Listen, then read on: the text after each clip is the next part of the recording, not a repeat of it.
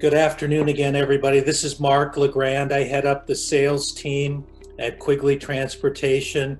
So to start out, I want to say thank you for taking time out of what I'm sure is a busy day, week, and hopefully year for you already in 2021 to join us for the Hours of Service and ELD Monitoring webinar. What today is hopefully an educational overview for you of hours of service requirements and ELD monitoring of the hours. So I ask you to start out by taking 10-15 seconds in your mind. If you'd like to write it down, feel free. At the end of this webinar, what does success look like to you? You got the information you were looking for on whatever. You wanted to know if you're doing what's required, or whatever the case may be. What does success look like to you individually? And hopefully we hit and meet that expectation of yours. If not, feel free to reach out to Brett or myself, and we'll help you out any way we can on that. At the end of this, if you like the slide deck, we'll send it to you in a PDF format. You'll just have to take down my contact information, which is Mark, M-A-R-K, .Legrand, L-E-G-R-A-N-D, at Quigley, Q-U-I-G-L-E-Y, -TMS.com. And just shoot me an email that you'd like a copy of the slide deck, and I'll send it out to you with nothing else other than the slide deck. Next month, we'll continue our webinar series with DQ files. That's slated for the 25th of February. If you find value in today and you'd like to join us next month, you're more than welcome. So without further ado, I'd like to introduce you all to Brett Quigley, our president and founder of Quigley Transportation. He's going to do just a brief overview of himself and the organization, and then just jump right into the meat of the webinar today. Thanks again very much. All right, well, thank you, Mark, and thank you for those that are attending today. I see we even have Betty White on here, so 99 years old and attending, so that's great. So as you can see, I'm the one with less hair, and I've been in transportation longer than Mark has. So for those of you that are in transportation, I think you can relate to the fact that it can be pretty challenging at times. And whether it be gray hair or loss of hair, that's certainly a consequence that goes along with the transportation environment. So a little bit of background on Quigley Transportation. So earlier last year, I decided I was going to form Quigley TMS and leverage my 40 years of experience where I managed 3 of the nation's 100 largest private fleets.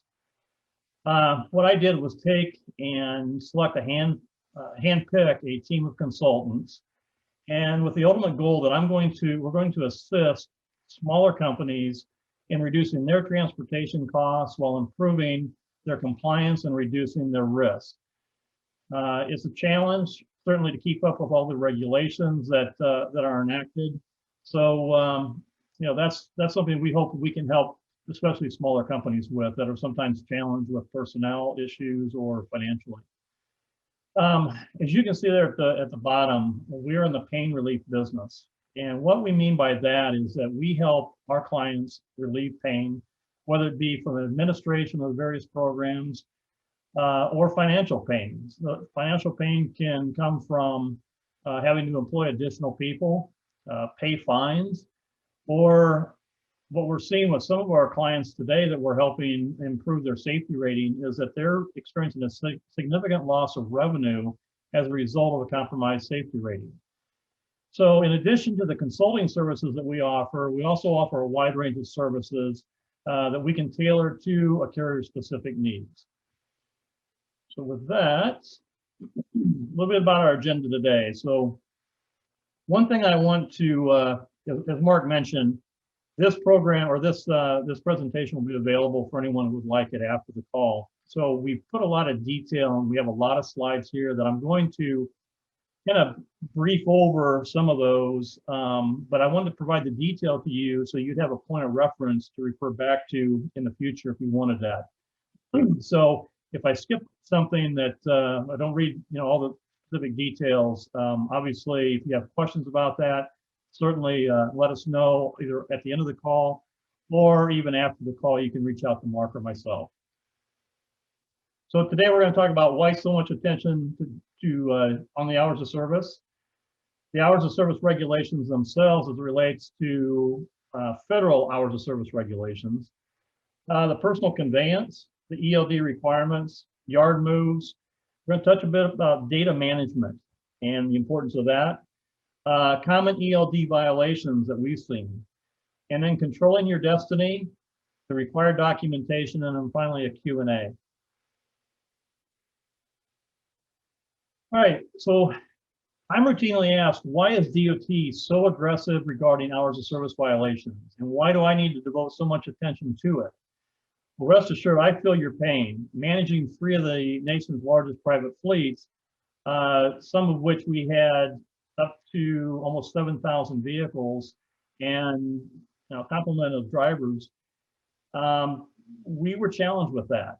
And, with the new administration coming into Washington as of yesterday, it'll be interesting to see what changes they want to make with the FMCSA.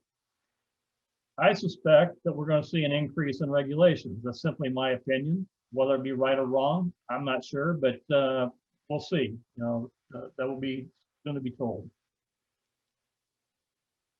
Okay, as far as DOT audits go, there's really 4 categories identified here on the screen that will cause you to fail an audit, especially a new entrant audit. As you can see in number 3, the operator violations, failing to require drivers to make hours of service records. That is one that DOT takes very, very aggressively. So that's the reason for this being our first webinar. We wanted to focus on the hours of service compliance.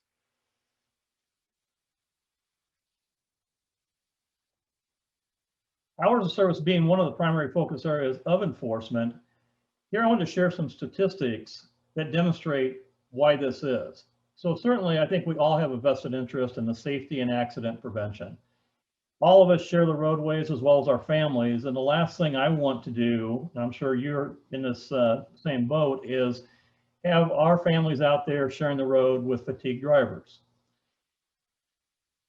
30 to 40% of all heavy truck accidents involved a fatigued driver, and nearly 50% of all roadside inspections and DOT fines involve hours of service violations. Pretty significant. Then you go on to the litigation piece. So as if the violations and fines aren't bad enough, then you get into litigation. If you're unfortunate enough to be named in a lawsuit as a result of a serious accident or fatality, those can end up in what they call nuclear jury awards that we're seeing more and more of these days. I'll share briefly a story or two that 2 previous employers that I joined, and after recently joining them within months, they were both involved in fatality accidents. And through our investigation as well as plaintiff's attorney investigation, it was determined that hours of service violations or abuse of the hours of service regulations had taken place. So in one case, I was unfortunate enough to have to be the corporate representative in a 3-week jury trial. And I can assure you it was probably the worst experience of my life. So one of the things that I want to do is take the knowledge that I gained not only in my 40 years of transportation management experience, but also what I gained working side by side with the defense counsel during that trial, and put that to work for companies so they don't have to encounter the same pain and suffering that I had to go through, besides the monetary loss that my employer had to suffer at the time. So with that, hours of service basics. So as I'm sure most of you know, effective September 29th of last year, the FMCSA modified 4 specific hours of service regulations. So I would highly recommend that if you've not done so already, that you train your drivers on these changes. The following material, as I mentioned, will focus on federal regulations, and it's really going to focus on property carrying drivers as opposed to passenger carrying drivers, even though I've listed both of those. There's also numerous exemptions available to strictly intrastate carriers, which we can gladly assist you in identifying if you feel that that's applicable to you. Okay, these three regulations or rules, as far as the 11-hour driving limit, the 14-hour driving window, and the 60 and 70-hour work week limitation, there were no changes to those on September 29th. I won't spend any time on these. However, these here, the 30-minute break, did change. Prior to September 29th, it was based upon 8 cumulative hours of on-duty time. After that date, it's now based upon 8 cumulative hours of driving time. So the on-duty time that they're not driving does not count towards that, which extends their time for the 30-minute break.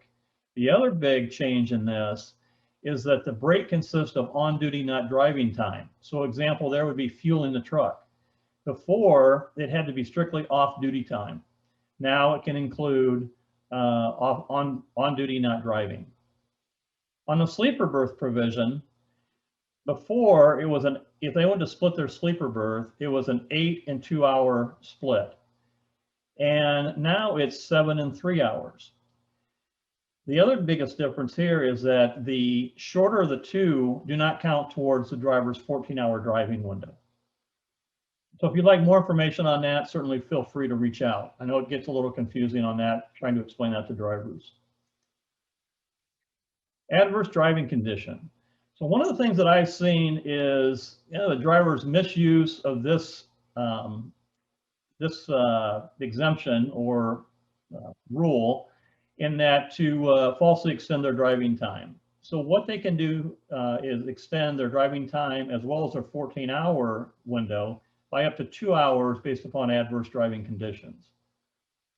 So just so everyone's clear, the adverse driving conditions mean snow, sleet, fog, or other adverse weather conditions, unusual road or traffic conditions, and here's the key, that were not known or could not reasonably be known by either the driver or the motor carrier prior to the occurrence.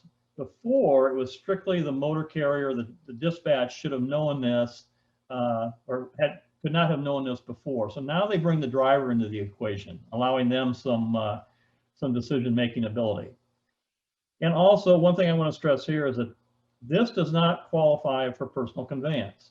So that's one thing that I've noticed in some of the log audits that we've been performing, is that drivers are confusing personal conveyance with adverse driving conditions. The short haul exception has been extended from what was previously 100-mile air radius and 12 hours to 150-mile air radius and 14 hours.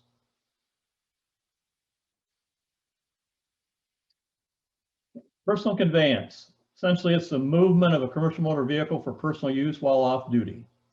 The driver can record this as off-duty time. However, misuse of the personal conveyance can get both a driver and carrier in trouble. And I've seen numerous examples of incorrect use of personal conveyance when performing log audits for our clients. So we're going to walk through some qualifying as well as non-qualifying examples of personal conveyance.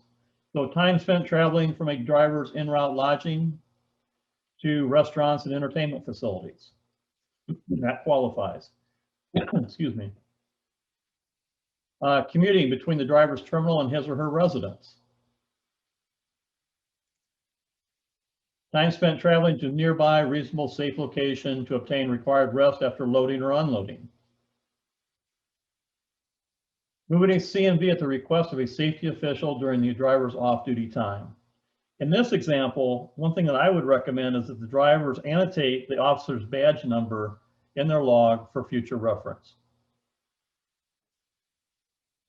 Time spent transporting personal property while off duty. So an example of this would be using a CMV to move personal belongings on the weekend. Authorized use of a CMV to travel home after working at an off-site location. Now, conversely, non-qualifying examples of personal conveyance. The movement of a CMV in order to enhance the operational readiness of a motor carrier. That's not allowed.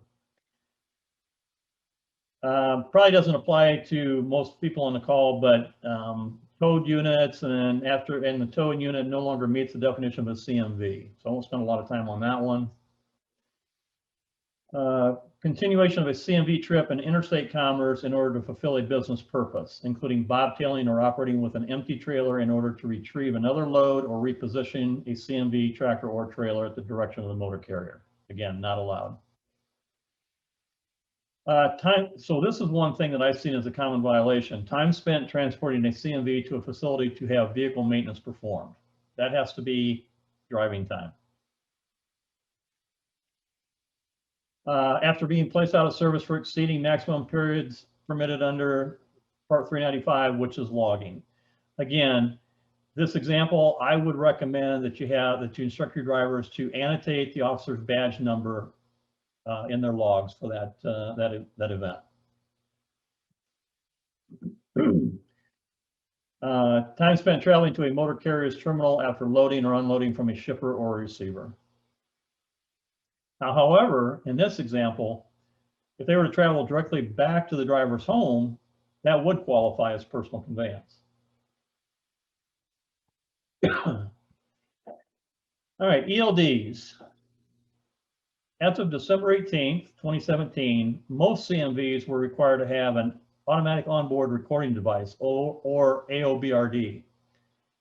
Then approximately 2 years later, effective December 16th, 2019, those same CMVs were required to meet the ELD mandate. One thing that I experienced, and I don't know if any of you have, was that my employer at the time was under the impression that with the automated logs that we would see a reduction in administration of the logs and ultimately being able to reduce headcount. Obviously, that is not the case. What we've seen is essentially the same amount of work exists. It's just taken a different view from what we did with paper logs. Okay, ELD requirement exemption. So there's 4 cases where a driver would be exempt from having an ELD. So drivers who operate under the short haul exception, so that 150-mile air radius and 14-hour, so they would be exempt. However, they do have to keep time cards, accurate time cards. Drivers who use paper record of duty status for not more than 8 days during any 30-day period. Now, one thing here, that 30 days are consecutive days. So it doesn't have to be a calendar month. It can be June 15th to July 15th, for example. Drivers who conduct drive-away, tow-away operations. So where the vehicle that's being driven is a commodity being delivered. So example of this would be piggyback operations of new vehicles being delivered. The driver drives one of the new tractors that's part of the piggyback that's being delivered to the dealer. They would be exempt from ELD. And then lastly is drivers of vehicles manufactured before model year 2000. Now, one thing I want to caution everyone here on is the 2000 model year vehicles are based on chassis VIN number. So for example, if you take a 2000 plus model year glider kit and put a pre-2000 model year engine in that glider kit, you must still meet ELD requirements for that vehicle. So again, if you have questions on that, certainly feel free to reach out to us. Supporting documents. So under 395.11D, motor carriers must retain up to 8 supporting documents for every 24-hour period a driver who uses ELDs is on duty. So here are the 5 categories of supporting documents.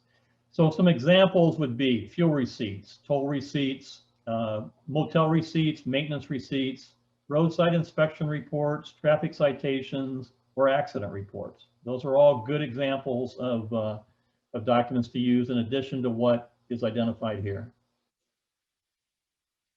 One thing about the supporting documents, it has to have the driver's name or carrier assigned identification number, either on the document or on another document enabling the carrier to link the document to the driver. The vehicle unit number can also be used if it can be linked to the driver. Certainly the date, location, and time are also required on those. Using these documents, I highly recommend that if you're not doing so today, you perform random log audits to verify the accuracy of your ELD records. Yard moves. So when you set a driver up in your ELD system, you have to designate whether or not you want to allow that driver to have yard moves. This can be a common cause of unassigned driving events, is what we've seen. Drivers will simply log off when they're doing their yard moves if they don't have that ability to choose yard moves. So here are some question and answers for yard moves. So what status does a driver do during yard moves? Must be reflected on duty, not driving. Can't be off duty. Can an ELD use geofencing to automatically change a driver's duty status to yard move? Answer is no. It can prompt the driver, but it can't automatically move the driver's duty status. Can an ELD maintain a yard move status after the truck has been turned off? No. This is one thing you got to make sure the drivers understand that if they turn that vehicle off during a yard move and they start it back up again, they have to reactivate the yard move again. Data management. One thing about every ELD system that exists out there, and there's I don't know if I should go as far as millions, but there's certainly hundreds of ELD systems out there. The data that we receive from these systems can certainly be overwhelming at times. However, it's important to use the data to manage your drivers appropriately. Ignoring bad information about a driver can lead to punitive damages if you're involved in a civil lawsuit. Trust me, the plaintiff's attorneys they're very sharp when it comes to this, and they will find every opportunity to use that bad data against you in a trial.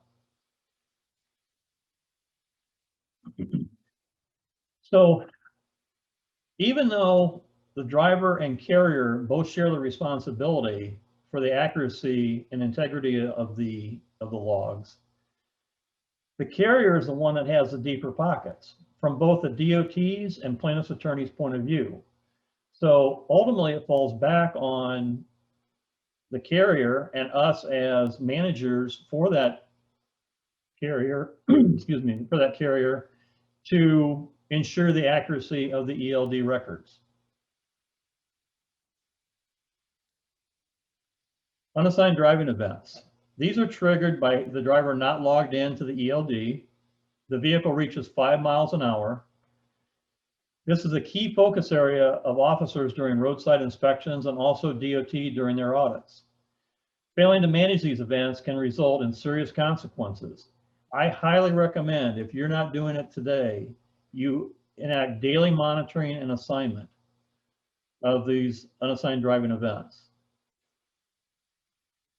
Uncertified days. So no different than a paper log, a driver has to, where they sign the paper log, they have to certify the accuracy of the electronic logs.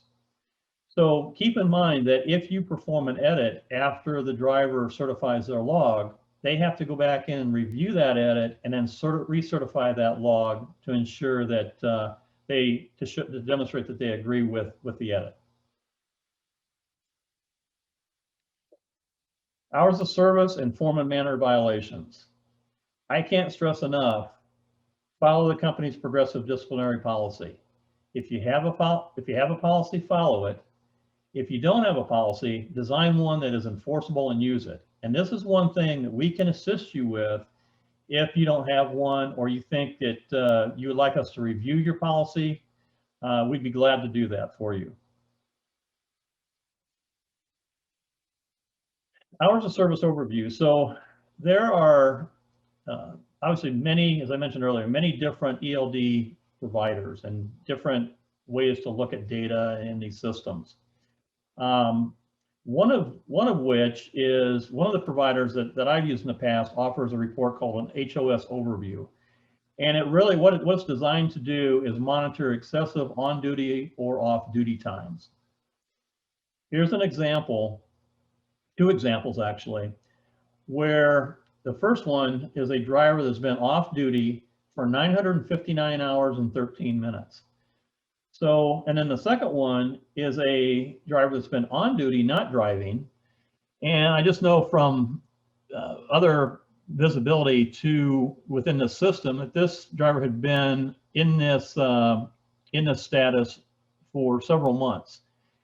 So what this is indicating is that, one, obviously this carrier is not monitoring this information. It could also indicate that we have drivers that are no longer employed but have remained active in the ELD system, which we don't want. It could also be that we have a driver that simply refuses to use the system, and all of which we have to manage.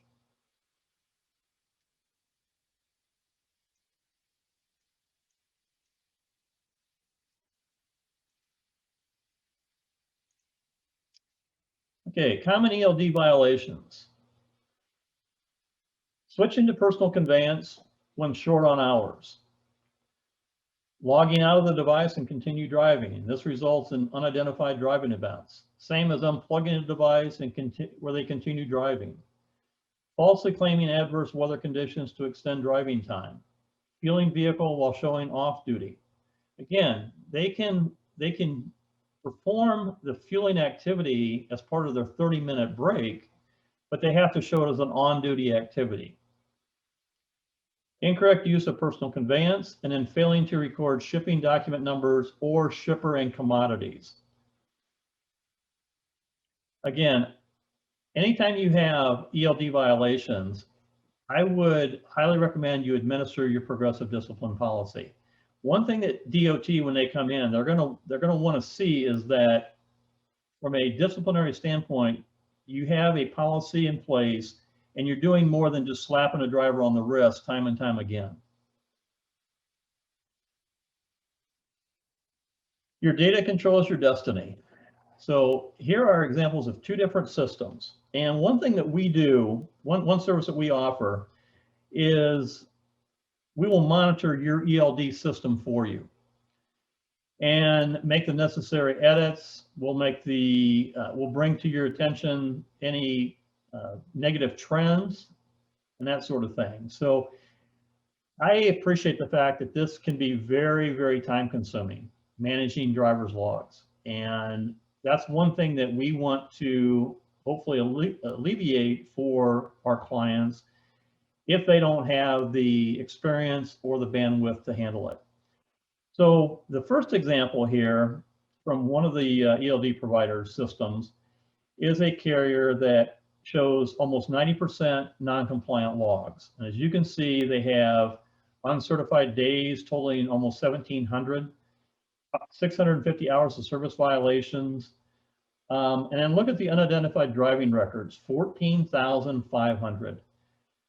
And so this is an example of a carrier that is obviously not managing their ELD data at all and is a prime candidate for serious violations or fines if DOT comes in and performs an audit, or Punitive damages if, in fact, one of their vehicles is involved in a serious accident and it goes to litigation.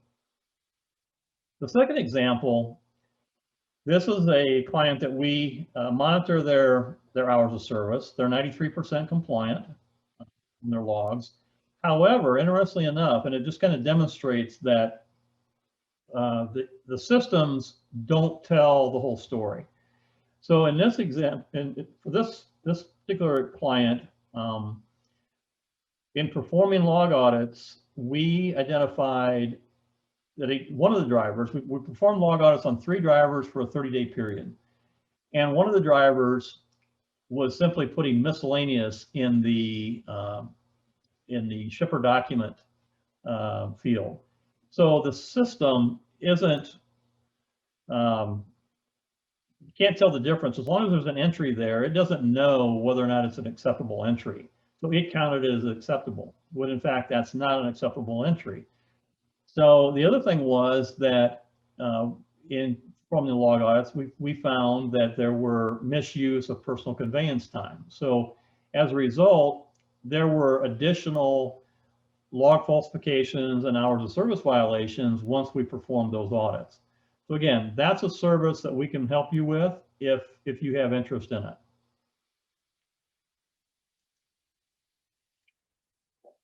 Okay.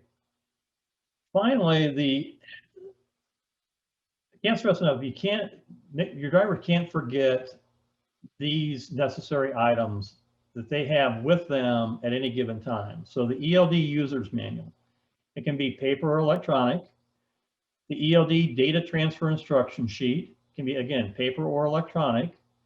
The ELD malfunction reporting requirements and record keeping procedures, again, paper or electronic, and then a supply of blank paper logs for 8 days minimum. So if the drivers don't have these items, this is a recipe for a roadside violation when they're stopped and that and inspected by law enforcement. All right, with that, I will open it up for Q&A. And again, we'll gladly provide answers for any questions you have. If we don't have the answer, then we'll certainly get back to you once we research it with the correct answer. So again, use the chat feature. Just send the question to me if you have it. If you have any. And if you think of some after the call, you can certainly email Mark or myself with those questions, and then we will respond accordingly to the individual.